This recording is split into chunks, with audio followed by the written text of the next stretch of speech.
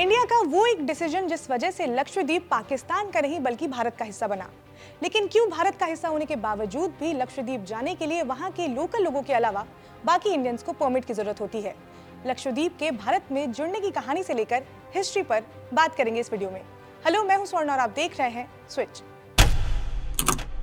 लक्षद्वीप एक ऐसा आइलैंड है जो आजकल काफी ज्यादा चर्चा में है, और हो भी क्यों ना। देखो, अब मैं ये अज्यूम कर रही हूँ कि अब तक तो आपको पता चल ही गया होगा, लेकिन अगर आपको नहीं भी पता तो कोई बात नहीं, वो आप इस वीडियो में जान जाएंगे।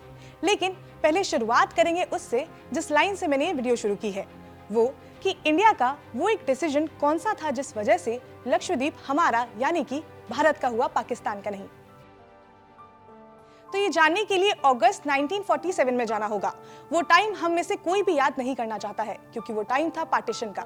भारत पाकिस्तान दोनों देश बन चुके थे, लेकिन उस टाइम भी कुछ एरिया या यूं कहें कि कुछ स्टेट ऐसे थे जो न तो पाकिस्तान के पास थे और न ही इंडिया के पास। उस लिस्ट में हैदराबाद, जूनागढ़ जैसे एरिया के साथ साथ छोटा सा आइलैंड जिसका नाम लक्षद्वीप था, वो भी शामिल था।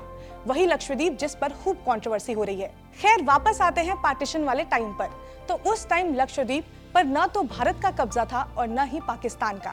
तो पाकिस्तान ने सोचा क्यों ना उस एरिया को मैं अपने अंडर कर लूं, क्योंकि जियोपॉलिटिक्स के लिहाज से ये आइलैंड काफी ज्यादा इंपॉर्टेंट होने वाला था।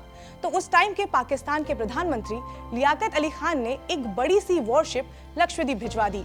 अब ये सब देख भला इंडिया कैसे शांत बैठ जाता, और उस टाइम तो इंडिया के प्राइम मिनिस्टर भी थे सरदार वल्लभ भाई पटेल, जिन्हें आयरन मैन कहा जाता है।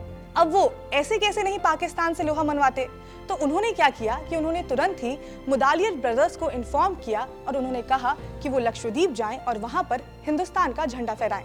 फिर रामास्वामी और लक्ष्मण स्वामी मुदालियर वहां पहुंचे और उन्होंने वहां पर भारत का झंडा लहराया। अलग अलग रिपोर्ट्स में लिखा जाता है कि पाकिस्तान का वॉरशिप जब लक्षद्वीप पहुंचा तो उन्होंने देखा कि वहां पर इंडियन फ्लैग लगा हुआ था, तो वहां से वापस लौट आए। तो इस तरह से इंडिया ने लक्षद्वीप को पाकिस्तान के हाथ में जाने से बचाया, क्योंकि अगर ऐसा नहीं हुआ होता तो वो एक बड़ा जियोपॉलिटिकल डिजास्टर हो जाता, कोको आइलैंड की तरह। अब आप सोच रहे होंगे कि ये क्या है, तो इसे भी मैं शॉर्ट में समझाती हूँ। तो जब भारत आजाद होने वाला था तब ब्रिटिशर्स नहीं चाहते थे कि इंडिया एक स्ट्रॉन्ग कंट्री बने, इसलिए वो जाते जाते भी इसे बांटना चाहते थे। कोको आइलैंड भारत के वेस्ट में है, जिसे लेकर त्रिपक्षीय समझौता हुआ और इंडिया ने कोको आइलैंड म्यांमार, जो तब बर्मा हुआ करता था, उसे दे दिया। बाद में म्यांमार ने कोको आइलैंड के कुछ पार्ट्स को चीन को दे दिया। कोको आइलैंड जो है वो अंडमान और निकोबार से ज्यादा दूर नहीं है, इसलिए आइलैंड इंडिया के लिए हमेशा से ही एक थ्रेट बना रहता है, और अगर लक्षद्वीप भी हाथ से निकल जाता तो उसका भी हाल ऐसा ही होता। खैर, ऐसा हुआ नहीं। अब जिस आइलैंड की इतनी बातें हो रही हैं, थोड़ा उसके बारे में भी जान लेते हैं। तो 36 छोटे छोटे आइलैंड से बने इस बड़े आइलैंड की हिस्ट्री भी काफी रिच है। अरेबियन सी में मौजूद लक्षद्वीप पर चोल राजवंश से लेकर मुगलों ने, पोर्तुगीज से लेकर ब्रिटिशर्स तक ने राज किया। फिर आजादी के बाद 1956 में इस ग्रुप ऑफ आइलैंड को यूनियन टेरिटरी बनाया गया और फिर 1971 में इसे लक्षद्वीप का नाम दिया गया।